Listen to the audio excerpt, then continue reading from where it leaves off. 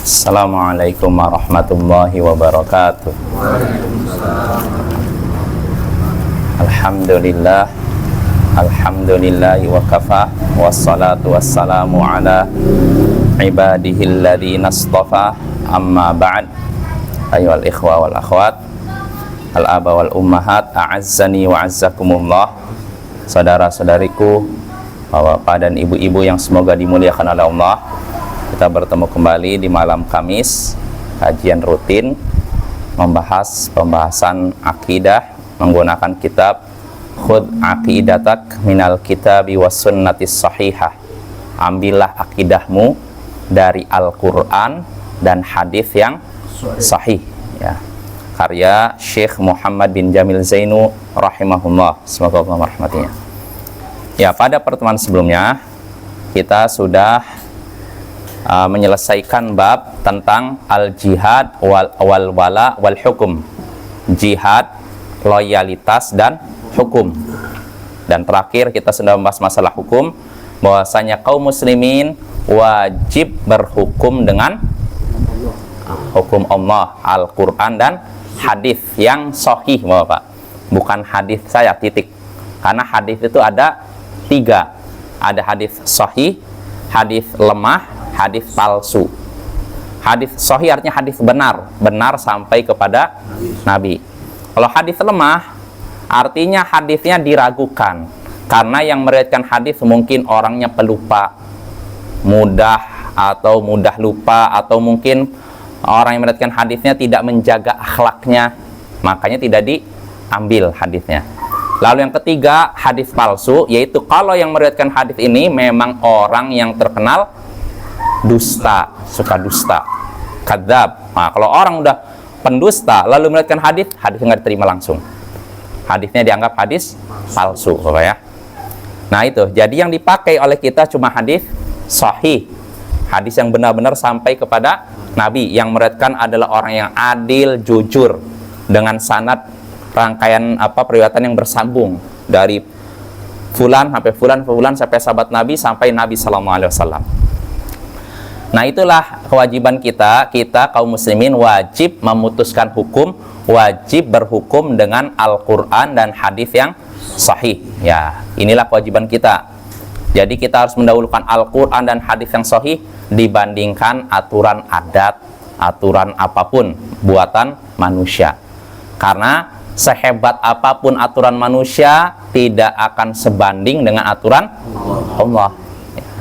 Gak bisa, sehebat apapun manusia merancang suatu hukum, undang-undang atau aturan, gak akan menyamai aturan Allah SWT. Aturan Allah itu pasti adil dan mengandung maslahat, walaupun kita belum menemukannya. Dan memang kita ini seringnya karena kelemahan akal kita, kadang kita tidak belum menemukan hikmah dari hukum Allah. Misalkan dalam masalah tertentu dalam Islam, misalkan bahwa kalau aturan syariat itu orang yang mencuri potong tangannya. Ini aturan ini ada hikmahnya pasti. Dan ketika ditegakkan potong tangan juga tidak sembarangan, ada syarat-syaratnya. Di antaranya ya barang yang dicuri tidak kurang dari 1/4 dinar. 1 dinar itu 4,25 gram emas. Berarti 1/4-nya 1, gram emas gitulah. Kalau kurang dari itu nggak kena potong tangan. Ya tapi silahkan dihukum apa gitu. Takzir namanya, dihukum misalkan di penjara kah, atau mungkin dicambuk, terserah, kembali kepada penguasa. Penguasa menentukan nih cocoknya hukuman apa nih biar dia kapok misalkan. Tapi kalau udah 1/4 dinar ke atas, barulah potong tangan. Itu pun dengan syarat yang diambilnya dari tempat yang memang penyimpanan. Misalkan Bapak ini anggap ini rumah. Kalau orang masuk ke sini ngambil sesuatu, kita katakan apa? Mencuri kan? Karena dia memang di depan. Tapi kalau tempatnya ditaruh di depan, orang banyak lalu lalang lalu ngambil, nah ini tidak berlaku seperti itu, Bapak. Walaupun orangnya kena hukuman, tapi tidak dianggap, ya, karena dia ngambilnya bukan dari tempat yang tersembunyi. Begitu juga hukum potong tangan juga gugur kalau yang mencuri ini karena lapar. Kalau lapar, kelaparan dia nggak punya uang lalu mencuri, nggak ditegakkan hukuman potongan. Yang dipotong itu kalau memang dia mencurinya karena apa? Hobi atau untuk gaya hidup aja. Saya curi HP supaya bisa pamer ke teman misalkan. Nah, yang seperti ini bisa ya. Tapi kalau memang karena dorongan perut lapar dia nggak punya uang untuk beli makanan, lalu dia mencuri, maka tidak berlaku hukum. Nah, itu Bapak. Jadi aturan Islam benar-benar adil.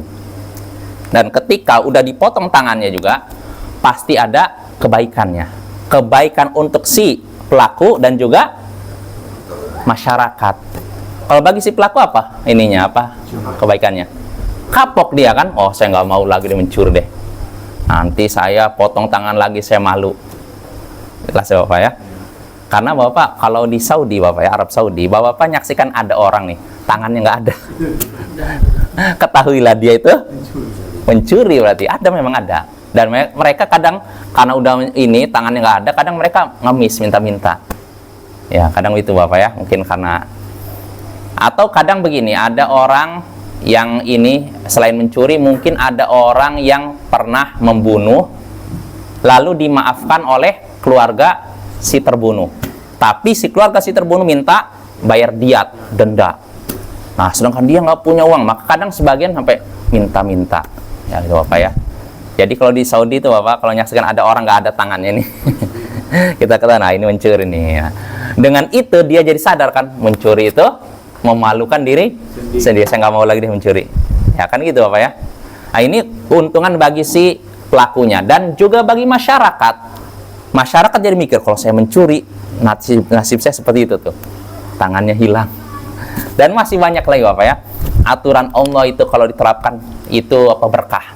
Bahkan sebutkan dalam hadis, menegakkan salah satu hukum Allah lebih baik daripada hujan selama 40 hari di salah satu negeri. Menegakkan satu hukum Allah itu lebih baik daripada hujan 40 hari. Kalau di Arab Saudi Bapak, hujan itu sesuatu yang mahal Bapak. Makanya mereka kalau di Arab itu kalau hujan, orang-orang pada keluar seperti anak-anak mandi-mandi hujan gitu. Kalau di kita kan mungkin biasa ya, tapi kalau bagi mereka enggak itu. Dan memang ada hadisnya, kalau hujan setelah lama kemarau lalu turun hujan, memang kita disunahkan membasahi sedikit pakaian kita. Karena itu rahmat dari Allah Subhanahu wa taala. Nabi pernah mempraktekkan Bapak ya. Nah itu Bapak ya. Jadi kalau di Arab Saudi itu mahal hujan itu, sesuatu yang berharga. Makanya Nabi katakan, menegakkan salah satu hukum Allah lebih baik daripada hujan selama 40 hari. Artinya kebaikannya lebih banyak daripada hujan 40 hari. Ya contohnya sekarang aja. Walaupun kita negara yang katanya katanya ini subur, tapi kalau musim kemarau gimana rasanya? Air susah ya kan? Panas dan semacamnya. Hujan jadi bernilai berharga kan? Nah itu. Maka itu Bapak ya, itu keutamaan orang yang memutuskan hukum dengan Al-Quran Sunnah atau hukum syariat ya, diberkahi oleh Allah. Dan kita mohon kepada Allah agar kita semua bisa menerapkan itu. Tentu saja yang menerapkan bukan masyarakat seperti kita ya, hanya pemerintah ya. Jadi kita nggak bisa main hakim sendiri. Oh itu pencuri, oh ini orangnya udah mencurinya bukan karena kelaparan. Blok. Nggak boleh Bapak ya. Yang bisa menerapkan syariat itu, menerapkan hukum hudud, hukum syariat hanyalah penguasa, pemimpin, pemerintah. Bukan setiap person. Bukan setiap orang. Karena kalau ini kembalikan kepada individu, apa jadinya? Kacau. Nanti saya nggak suka dengan seorang, langsung ngomong ke orang lain, ini mencuri, ambil tanah. Wah, nanti orang lain juga dendam orang lain. Oh dia mencuri, nggak ada bukti, langsung kacau yang jadi. Kalau seperti itu masyarakat begini, ya makanya penerapan hukum, penegakan hukum hanya boleh dilaksanakan oleh penguasa. Penguasa dalam hal ini pemimpin, misalkan nunjuk bawahannya mungkin kepolisian kah silakan itu. Adapun rakyat seperti biasa nggak boleh. Karena ini pernah terjadi Bapak di Indonesia dulu. Saya dengar dari paman saya waktu masa-masa G30 SPKI dulu itu memang zaman serba kacau. Memang ketika itu banyak orang-orang PKI yang dihabisi, memang kita akui. Tapi banyak juga orang yang bukan PKI kena juga. Jadi misalkan saya nggak suka dengan tetangga saya tunjuk, oh, ini PKI, padahal bukan PKI, langsung tangkap langsung itu nyata, betul. Jadi serba kacau, pemerintahan kacau, rakyat pun kacau. Jadi akhirnya yang korban bukan orang komunis saja, masyarakat biasa jadi korban. Ini akibat penegakan hukum dikembalikan kepada siapa? Masyarakat, bukan kepada penguasa. Yang ada cuma kekacauan demi kekacauan. Ya, makanya Bapak, masalah penegakan hukum syariat ini dikembalikan kepada penguasa pemerintah, ya, bukan kepada rakyat seperti kita. Nah, itu kesimpulan dari pertemuan sebelumnya. Nah, sekarang kita masuk bab baru yang disebutkan oleh Syekh Muhammad bin Jamil Zainu. Kata Syekh di sini rahimahullah, al-amalu bil Qur'ani wal hadis. Mengamalkan Al-Qur'an dan hadis. Al-Qur'an firman Allah, hadis sabda Nabi. Ya, hadis ini Bapak bukan cuma perkataan Nabi, tapi perkataan, perbuatan dan persetujuan Nabi. Jadi hadis itu tidak mesti perkataan saja, bisa jadi perbuatan Nabi. Kalau perkataan contohnya seperti ini. Nabi pernah bersabda misalkan innamal a'malu binniyat. Amalan itu tergantung niat. Ini diucapkan Nabi kan? Ini hadis. Dan bisa juga berupa perbuatan. Nabi tidak mengucapkan, Nabi cuma melakukan, namun dilihat oleh sahabat. Contohnya, sahabat Nabi pernah menyaksikan Nabi suatu hari sholat, lalu beliau bertakbir, beliau mengangkat tangannya setentang bahu. Allah Akbar. Dan pernah juga sahabat Nabi lain menyaksikan Nabi bertakbir, mengucapkan takbir sambil mengangkat tangannya setentang telinga. Jadi kadang segini, kadang segini. Nabi mengucapkan tidak ini? Tidak, tapi disaksikan oleh sahabat. Berarti namanya hadis, ya. Atau Nabi tidak mengucapkan, Nabi tidak melakukan, tapi Nabi menyaksikan para sahabatnya, lalu beliau diam. Diam tandanya apa? Setuju. Karena Nabi kalau menyaksikan kemungkaran nggak mungkin diam. Seorang Nabi ketika menyaksikan kemungkaran pasti, kalau memang perbuatan sahabatnya salah, pasti ditegur, itu salah. Nabi orangnya nggak ada istilahnya basa-basi Bapak ya. Dalam masalah agama, menyaksikan siapapun kemungkaran beliau tegur. Dan beliau bukan orang yang penakut. Beda dengan kita kan. Kita menyaksikan kemungkaran mau negur, waduh, khawatir dijotos, tangannya maju nanti. Atau minimal dicaci maki. Atau minimal mukanya langsung matanya melotot. Ah, saya nggak mau deh. Kayak gitu kan, gitu. Cenderungnya kita kalau menyaksikan orang melakukan maksiat, kemungkaran, kita perasaan nggak enak. Akhirnya kita nggak jadi mengingkari. Itu menunjukkan iman kita lemah. Nah, kalau Nabi nggak seperti itu. Beliau menyaksikan kemungkaran, beliau langsung tegur. Siapapun itu. Mau sahabat beliau yang mulia Abu Bakar, Umar, maupun yang di bawahnya.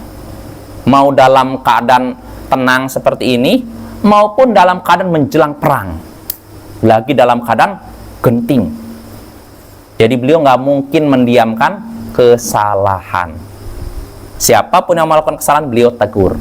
Nah, Bapak-bapak, jadi hadis itu kan tadi perkataan, perbuatan, dan persetujuan Nabi. Perkataan artinya Nabi mengucapkannya.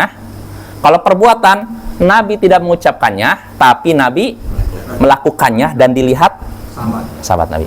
Nah, yang ketiga ini, Nabi tidak mengucapkan, Nabi tidak melakukan, tapi sahabat Nabi lah yang melakukannya, lalu disaksikan oleh Nabi, kemudian beliau diam. Contohnya seperti apa? Seperti kisah sahabat Khalid bin Walid. Beliau memakan daging dob. Dob itu kalau diterjemahkan dalam bahasa Indonesia katanya biawak, bukan biawak Bapak ya. Jadi dob itu hewan yang tinggal di padang pasir. Minumnya katanya setahun sekali atau sebulan sekali. Sebutnya Fathul Bari. Itu cuma ada di padang pasir. Di sini nggak ada. Jadi jangan samakan biawak dengan dob ya. Jadi di Madinah Bapak, orang Madinah biasa makan dob. Dob itu yaitu mungkin sejenis biawak tapi bukan biawak.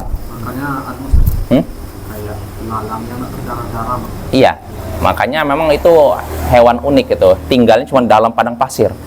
Jarang minum. Kenapa jarang minum? Ya padang pasir nggak ada air. Ya. Nah, jadi Bapak, di Mekah orang Mekah nggak makan dob. Sekali lagi, nggak makan binatang sejenis biawak itu. Tapi di Madinah, orang-orang Madinah biasa makan dob. Jadi kan kalau orang Mekah datang ke Madinah, menyaksikan orang Madinah gitu, rasa aneh kan, kok dimakan. Bagi orang Mekah itu sesuatu yang menjijikkan. Nah, Nabi pernah pernah ditawarkan daging dob. Ya.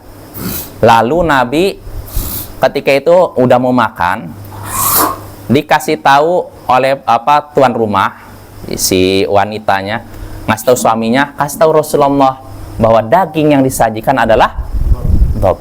Nabi yang tadi mau makan langsung. Nah, disitulah Khalid bin Walid makan itu dalam keadaan Nabi nonton. Nah, di sini Nabi mengucapkan sesuatu tidak? Tidak. Melakukan? Tidak. Tapi menyaksikan sahabatnya makan dan beliau menyaksikan. Diam. Tandanya apa? Setuju. Nah, bahkan sebenarnya dijelaskan juga oleh Nabi. Ketika Nabi tadi mau makan, ini daging dob ya Rasul. Maka Khalid bin Walid bertanya, wahai Rasulullah, apakah itu haram? Kata Rasul, tidak. Walakinni ajid nafsi a'afuh. Tapi aku mendapati diriku rasanya jijik makan itu. Iya, artinya ya wajar Bapak ya. Kayak misalkan saya nih, nah nggak pernah, misalkan kayak misalkan gini lah, contohnya di apa itu batra? Itu ulat sagu mungkin. Di sini biasa, tapi kalau orang di luar sini, apa itu? Ya kan? Atau apalah, misalkan hewan yang tertentu yang nggak ada di satu daerah. Kita misalnya daerah kita nggak ada hewan ini. Ketika nyampe daerah lain, hewan ini dimakan. Dan hewan ini bukan hewan yang diharamkan dalam Al-Quran, misalkan. Misalkan apa ya, contohnya rusa atau apalah, misalkan kelinci misalkan. Bisa jadi ada orang merasa, kelinci dimakan, jijik, ya kan? Nah itu kan. Atau misalkan seperti ini. Dulu saya pernah ditawarkan makan apa namanya, bekicot Bapak. Kan ada bekicot. Kalau menurut sebagian orang biasa aja, tapi menurut sebagian orang jijik, ya kan? Ya, jadi itu Nabi itu ketika itu nggak menyatakan dob itu haram, nggak. Tapi Nabi tidak makan karena merasa apa? Jijik itu, nggak biasa, nggak ada lah. Apa? Nah itu orang nggak terbiasa kan rasanya gimana gitu kan? Kata Nabi, inna hadzal dob lam yakun bi ardi qaumi. Sesungguhnya daging ini nggak ada di kampungku. Nggak ada di kampungku, maksudnya di mana? Mekah. Maksudnya di Mekah ada, tapi orang tidak biasa makan itu. Dianggap kayak hewan apa gitu kan. Tapi di Madinah itu ternyata makan. Dan kata seorang ustadz, dagingnya enak Bapak. Tapi saya sendiri belum pernah makan itu. Katanya enak, Allahu a'lam. Saya belum pernah nyoba itu. Ya, kesimpulannya Bapak ya. Jadi hadis itu kadang berupa ucapan, kadang berupa perbuatan, kadang berupa persetujuan. Nabi tidak melakukan, tidak mengucapkan, tidak melakukannya, tapi yang melakukannya adalah sahabatnya. Lalu Nabi menyaksikannya, kemudian beliau diam. Diam tandanya setuju, ya Bapak ya. Dan masih banyak lagi. Atau contoh satu lagi Bapak. Misalkan gini, terkait persetujuan. Kan dalam hadis Bapak disebutkan raq'atal fajri khairun minad dunya wa ma fiha. 2 rakaat sebelum salat subuh itu lebih baik daripada dunia dan segala isinya. Jadi Bapak, kalau misalnya kita sudah masuk waktu subuh nih, kan azan kan? Nah, sebelum salat subuh kan ada salat sunnah kan? 2 rakaat. Nah, salat ini Bapak, kata Nabi, lebih baik daripada dunia dan segala isinya. Dunia dan segala isinya. Apa aja? Segala isi dunia apa? Emas, perak, apa? Gunung, laut, semuanya. Kalau ada orang yang melaksanakan 2 rakaat sebelum salat subuh, dia sudah mendapatkan kekayaan yang lebih baik daripada dunia dan sisinya. Maka kalau ditanya siapa orang paling kaya di dunia, jawabannya bukan Bill Gates, bukan Elon Musk, tapi orang yang melaksanakan salat 2 rakaat sebelum subuh, karena dia sudah mendapatkan dunia dan segala isinya Bapak. Nah, salat 2 rakaat sebelum fajar ini, tadi sebelum salat subuh, ini kan prakteknya kan ketika azan, lalu sholat kan, setelah sholat lalu iqomat, lalu sholat subuh. Ini lebih baik daripada dunia dan isinya. Nah, yang jadi masalah Bapak, kalau misalkan seseorang, misalkan dia dengar azan di rumahnya, lalu dia mau berangkat ke masjid, dia misalkan sakit perut, buang air besar dulu. Nah, setelah buang air besar, dia datang ke masjid, ternyata sudah iqomat, belum sempat melaksanakan rakaat, ya kan? Ya tidak? Nah, apa yang bisa ia lakukan? Apakah udah terlanjur iqomat, berarti saya nggak lakukan dua rakaat tadi, atau bagaimana? Mana Aldi? Setelah subuh, gimana Aldi? Kalau misalkan seorang datang ke masjid mau melaksanakan sholat 2 rakaat sebelum subuh, ternyata keburu iqomat, apakah dia sholat subuh, setelah itu udah terlanjur ini nggak dapat itu, atau gimana? Atau dikerjakan, tapi kapan kalau dikerjakan? Kalau kata Pak Katar selesai subuh, nggak usah dikerjakan ya, udah lewat ya? Hah? Ya, dalam hadis sebutkan dilaksanakannya Nabi ketika matahari sudah terbit di waktu duha. Jadi kita bisa mengqadha, menggantinya Bapak. Misalnya kita udah terlanjur datang ke masjid dari qomat, maka jangan lagi sholat 2 rakaat itu, langsung sholat subuh. Nah, nanti selesai sholat subuh kita pulang atau di sini zikir, nunggu matahari terbit, lalu sekitar 15 menit berikutnya barulah melaksanakan 2 rakaat yang sebelum subuh tadi itu. Dikerjakannya setelah matahari terbit, lalu 15 menit berikutnya. Jadi matahari sudah setinggi seukuran tongkat, tombak. Artinya diperkirakan kata para ulama 15 sampai 20 menit setelah terbit matahari ya. Nah, ini yang dituntunkan oleh Nabi, dilaksanakannya setelah matahari terbit, 15 menit atau 20 menit setelah matahari terbit. Nah, tapi pernah suatu hari seorang sahabat Nabi, dia datang ke Masjid Nabawi sholat subuh. Dia datang ketika sudah iqomat, udah jamaah lalu sholat subuh. Nah, selesai sholat subuh, dia udah salam, tiba-tiba dia berdiri lalu melaksanakan sholat apa kira-kira? 2 rakaat tadi yang tidak sempat dia lakukan. Nah, disaksi, Nabi bertanya, kamu sholat apa? Sahabat ini jawab, saya tadi belum sholat 2 rakaat sebelum subuh itu. Lalu Nabi pun diam. Nah, berarti kalau Nabi diam boleh nggak Bapak? Boleh. Boleh. Tandanya Nabi setuju. Berarti Bapak ini hadis. Jadi hadis itu kadang Nabi mengucapkan, kadang Nabi tidak mengucapkan tapi Nabi melakukan, dan kadang Nabi tidak mengucapkan, tidak melakukan, tapi yang melakukannya adalah sahabat Nabi, lalu Nabi mendiamkannya. Diam tandanya apa? Setuju. Nah, ini contohnya. Yang melakukan bukan Nabi, seorang sahabat. Dia selesai sholat subuh langsung bangkit 2 rakaat. Nabi lihat itu, nanya, kamu sholat apa? Sholat 2 rakaat sebelum sholat subuh. Lalu Nabi diam. Berarti boleh kan? Nah, ini namanya apa? Hadis ya Bapak ya. Jadi hadis itu banyak macam-macamnya ya. Tidak cuma perkataan Nabi, tapi bisa berupa perbuatan dan bisa berupa persetujuan. Nah, itu. Jadi inilah tema kita, yaitu mengamalkan Al-Quran dan hadis. Pertanyaannya, kenapa harus disebutkan hadis? Kenapa tidak cukup Al-Quran? Kenapa kira-kira, Aldi? Kenapa tidak cukup Al-Quran? Kenapa harus tambah hadis? Karena hadis itu karena hadis itu salah satu dari Islam juga. Kenapa? Salah satu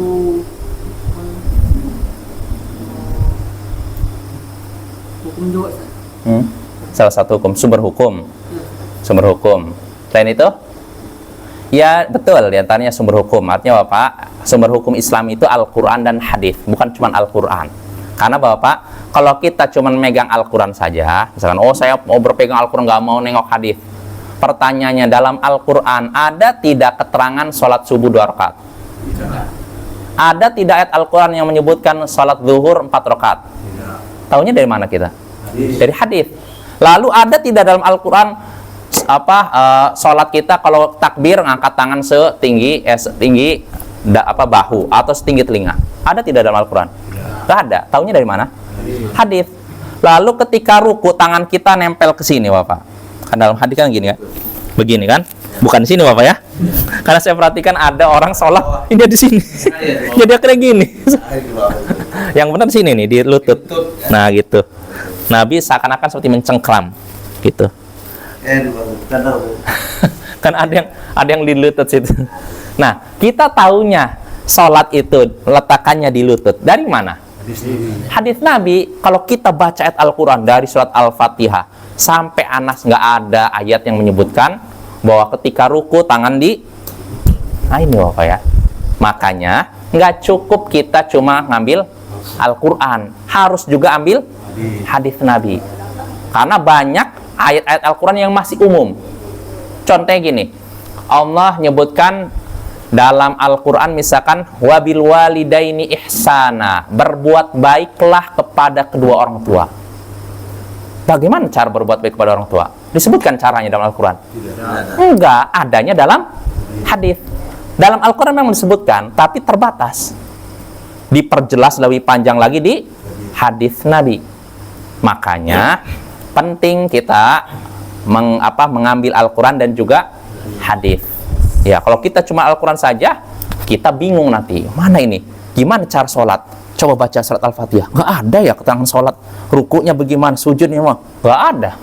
Mau dibaca ribuan kali pun nggak akan disebutkan situ cara sholat. Nah, dan cara ibadah lainnya. Maka disinilah pentingnya kita berpedoman dengan hadis Nabi Sallallahu Alaihi Wasallam. Jelas Bapak ya? Nah, sekarang kita baca nih pembahasan tentang mengamalkan Al-Quran dan hadis. Pertanyaan pertama kata Syekh, as-su'alul awal. Pertanyaan pertama, limadza anzalallahul Qur'an? Kenapa Allah menurunkan Al-Quran? Nah, ini pertanyaan Bapak, ini penting ini. Kenapa sih Allah menurunkan Al-Quran kepada kita? Kenapa kira-kira? Aldi? Agar menjadi petunjuk hidup. Menjadi petunjuk hidup ya. Jawabannya di sini kata Syekh, al-jawab anzalallahul Qur'an lil amali bihi. Allah menurunkan Al-Quran untuk diamalkan. Apa tuh? Artinya bisa dijadikan pedoman hidup. Diamalkan, bukan dipajang. Ya Pak ya. Qala ta'ala, dalilnya apa? Allah berfirman dalam surat Al-A'raf, ini kata Syekh, ittabi'u ma unzila ilaikum mir rabbikum.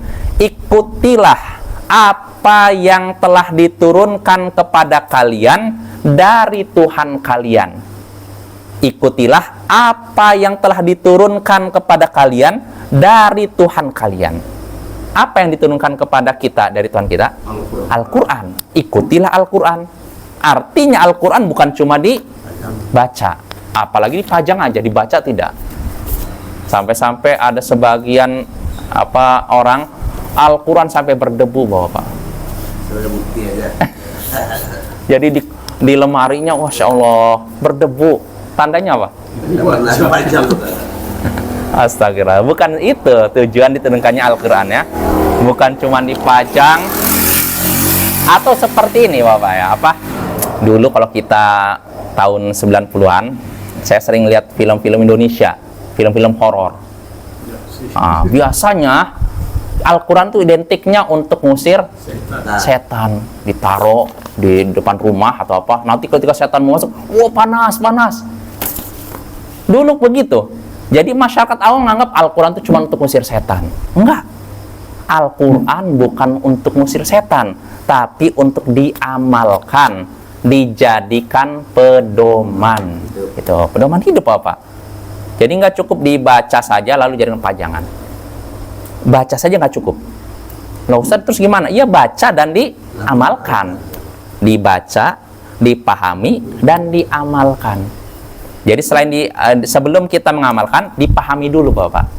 Allah katakan dalam surat Shad ya. Kitabun anzalnahu ilaika mubarakul liyadabbaru ayatih.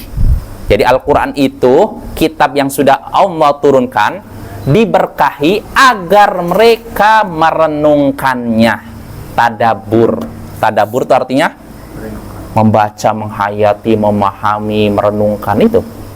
Nah, setelah direnungkan, diamalkan. Itu tujuan Al-Quran. bukan dijadikan pajangan ya, atau dijadikan jimat apa ya. Sebagian orang baca Al-Quran dimasukkan ke dalam apa, dijadikan kalung. Iya, itu nggak bisa itu. Atau sebagian orang katanya supaya hafal Quran, ini lembar Al-Quran dibakar, setelah itu dimasukkan ke air, diminum. Nggak seperti itu ya.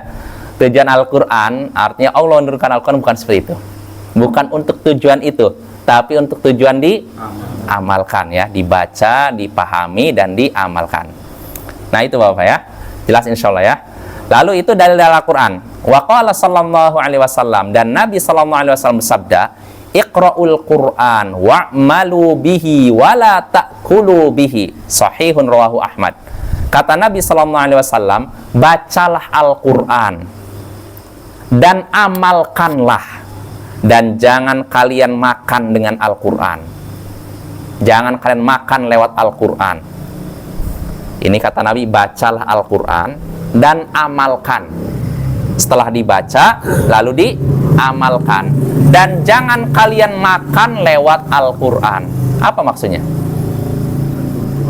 Hah? Apa maksudnya? Makan lewat Al-Quran.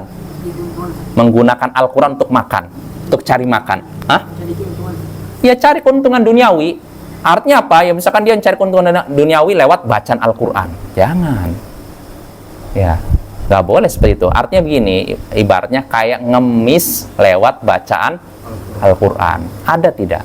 Ada. Kalau di Siberut nggak ada ya? Alhamdulillah. Tapi kalau saya Bapak, di Jakarta ada Bapak.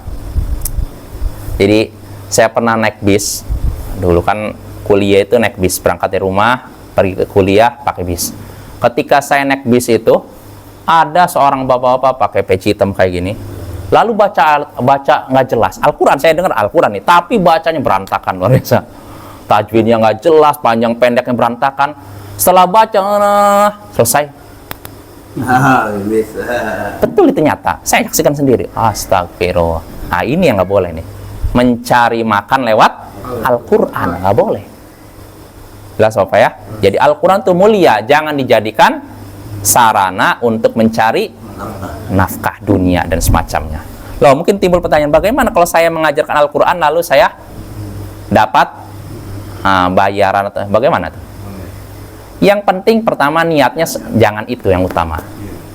Kalau seorang mengajarkan Al-Quran lalu dapat uang, yang pertama kita pikirkan tujuannya jangan itu pertamanya. Niatnya dapat pahala dari Allah.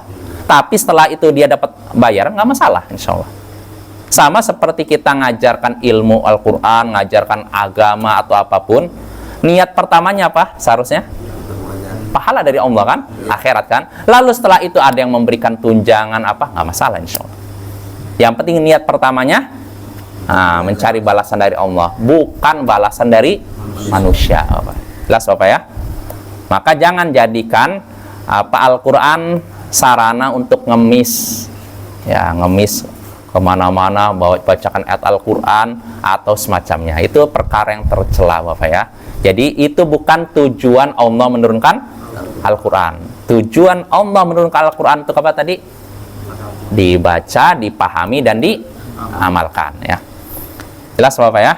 Itu pertanyaan pertama, kenapa Allah menurunkan Al-Quran. Lalu as-su'al tsani, pertanyaan kedua, ma hukmul amali bil hadits sahih? Apa hukum mengamalkan hadis yang sahih? Di sini sebutkan hadis yang sahih, karena hadis itu ada berapa tadi? Tiga. Hadis yang sahih, benar, sampai kepada Nabi, dan ada hadis dhaif, lemah. Lalu ketiga hadis maudhu', itu palsu. Kalau hadis palsu, apakah kita amalkan?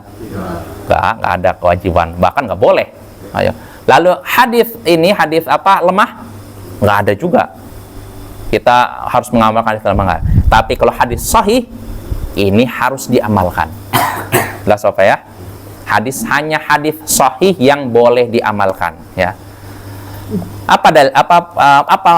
Di sini kan sebutkan apa hukum mengamalkan hadis sahih? Jawabannya apa kira-kira? Apa hukumnya?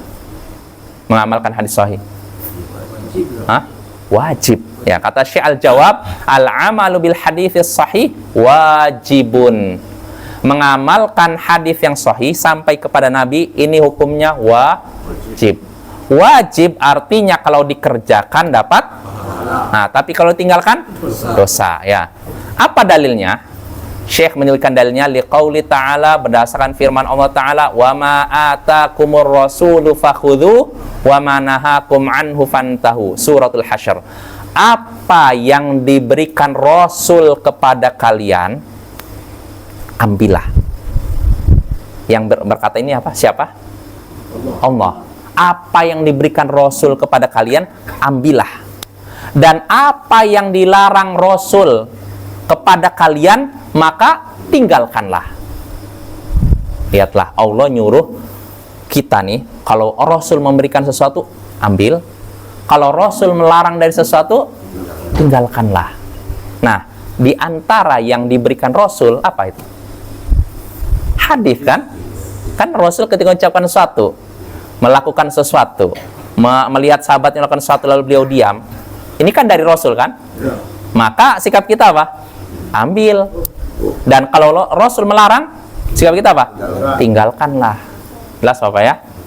Nah, ini dalil Al-Quran ya. Jadi kita wajib mengamalkan hadis sahih. Lalu waqala sallallahu alaihi wasallam, lalu dalil dari hadis sekarang. Alaikum bisunnati wa sunnatil khulafai rasyidin al-mahdiyyin tamassaku biha. Sahihun rawahu Ahmad. Bismillah. Nabi sallallahu alaihi wasallam bersabda, hendaknya atau wajib atas kalian berpegang pada sunnahku. Sunnah ini artinya petunjuk Nabi ya.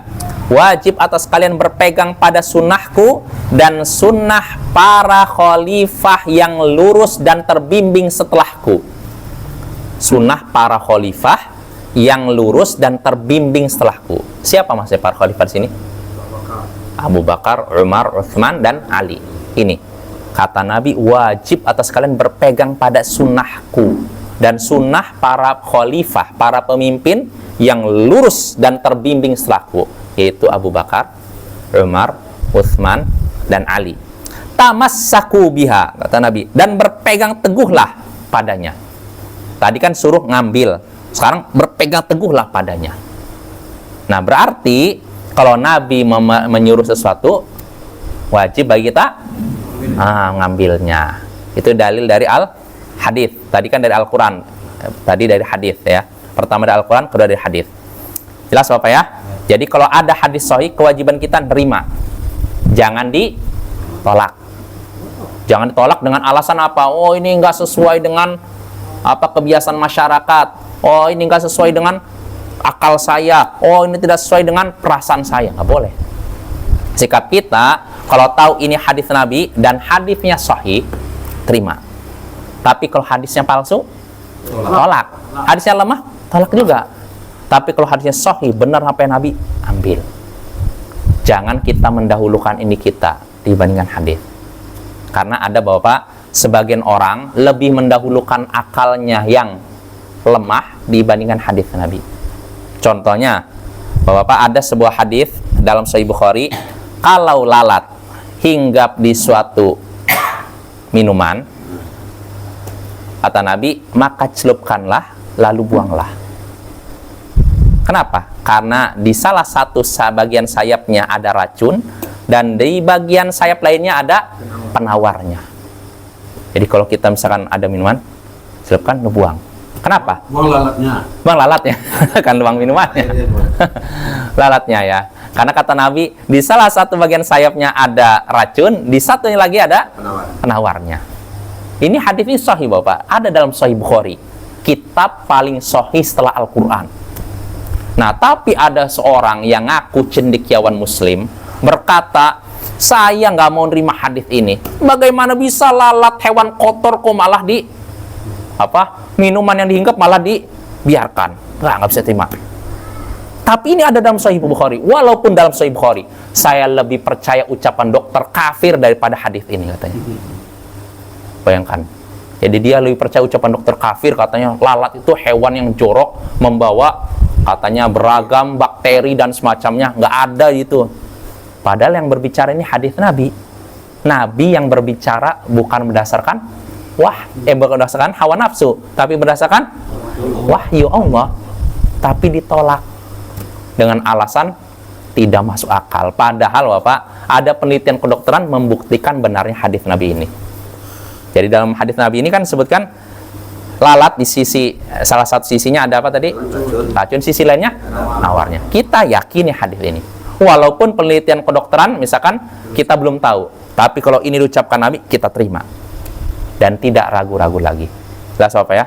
Tapi timbul pertanyaan, Ustaz, saya ini, ya saya nggak menolak hadis Nabi, cuman saya ngerasa nggak jijik aja mau minum air yang udah dicelup ini. Bagaimana nih?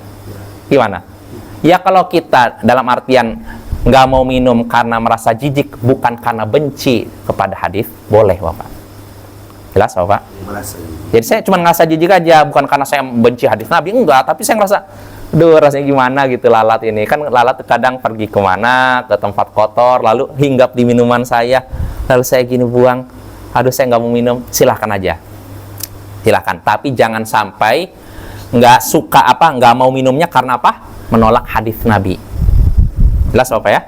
Bedakan seorang meninggalkan sesuatu karena merasa belum belum nyaman dengan meninggalkan sesuatu karena benci kepada hadis Nabi. Kalau meninggalkan sesuatu karena benci kepada hadis Nabi, boleh tidak? Tidak. Boleh. Tapi kalau dia merasa saya masih belum ini deh, belum nyaman, ya silakan aja. Jelas Bapak ya? Jadi kalau kasus tadi misalkan ini minuman nih, ada ini. Lalu kita ngerasa, aduh saya nggak mau minum ini karena merasa masih belum nyaman. Tapi saya tidak menolak hadis, nggak masalah insya Allah. Tapi kalau saya nggak mau minum, ini karena hadis ini nggak bisa dipercaya, itu hati-hati. Kalau sampai kita menolak hadis Nabi, padahal tahu itu diucapkan Nabi, hati-hati. Akan timbul fitnah dalam hati kita, akan timbul kesesatan dari diri kita. Na'udzubillah min dzalik. Jelas Bapak ya? Nah itu tentang hadis. Lalu berikutnya, pertanyaan insya Allah yang terakhir, pertanyaan ketiga, as-su'alu tsalits, kata Syekh, hal nastaghni bil Qur'ani 'anil hadis? Apakah boleh kita mencukupkan diri dengan Al-Qur'an dan tidak perlu hadis? Bisa tidak Bapak? Tidak. Kita mencukupkan diri dengan Al-Qur'an dan tidak perlu hadis? Al-jawab, la nastaghni bil Qur'ani 'anil hadis. Kita tidak cukup mencukupkan diri dengan Al-Qur'an tanpa hadis, enggak. Artinya kita tetap butuh hadis Nabi, ya. Qala Allah Ta'ala, Allah berfirman, wa anzalna ilaika dzikra litubayyina lin-nasi ma nuzzila ilaihim.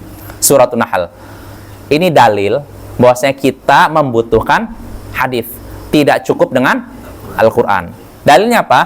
Allah berfirman, kami telah turunkan kepadamu adzikr, peringatan, pelajaran, litubayyina linnas, kami telah menurunkan kepada Al-Quran, litubayyina linnasi ma nuzzila ilaihim, agar engkau menjelaskan kepada manusia apa yang diturunkan kepada mereka. Allah menurunkan Al-Quran, lalu Nabi disuruh menjelaskan. Artinya ucapan Nabi ini kadang menjelaskan ayat Al-Quran. Kalau kita cuman berpatok dengan Al-Quran, tidak melihat penjelasan dari Nabi, kita akan bingung. Jelas Bapak ya? Ya contohnya ya tadi lah, kayak misalkan gini Bapak. Dalam Al-Quran kan, dalam surat Al-Ma'idah, was-sariqu was-sariqatu faqta'u aydiyahuma jazaa'an bima kasaba. Pencuri laki-laki dan pencuri perempuan, potonglah tangan keduanya sebagai balasan atas apa yang mereka lakukan. Artinya ayat ini berbunyi tentang hukuman apa? Potong tangan bagi siapa? Nah, pertanyaannya, disebutkan tidak yang dipotong mana dalam Al-Quran? Nggak ada kan? Terus tahunya kita yang dipotong apa yang mana Bapak? Apakah ini aja? Ini, atau ini? Iya, nama tangan kan ini kan? Kalau kita pakainya ayat tadi aja, potonglah tangan. Oh, namanya tangan kan ini sampai sini, berarti potong ini. Tidak kan? Karena dalam hadis disebutkan yang dipotong ini Bapak. Kalau kita cuma nengok Al-Quran, potonglah tangan. Tangan berarti ini sampai sini kan? Berarti kalau ada yang mencuri, oh sini potong ini ya. Ya ternyata dalam hadis enggak. Yang dipotong itu cuma sini Bapak nih. Jadi enggak sampai sini. Nah kalau kita cuma mencukupkan diri dengan Al-Quran, tidak nengok hadis Nabi, kita akan salah. Jelas apa ya? Dan masih banyak lagi contoh lainnya. Dan insya Allah ini akan kita bahas pada pertemuan berikutnya ya. Masalah kasus-kasus di mana kita membutuhkan hadis Nabi untuk memahami ayat Al-Quran dan untuk memahami apa maksud ayat Al-Quran. Kalau kita tidak mengenal hadis, kita akan bingung sehingga akhirnya salah langkah ya, Pak ya. Ya mungkin itu akan kita bahas pada pertemuan berikutnya. Itu saja dari saya, kurang lebih mohon maaf. Subhanakallahumma bihamdik asyhadu an la ilaha illa anta astaghfiruka wa atubu ilaik. Assalamualaikum warahmatullahi wabarakatuh.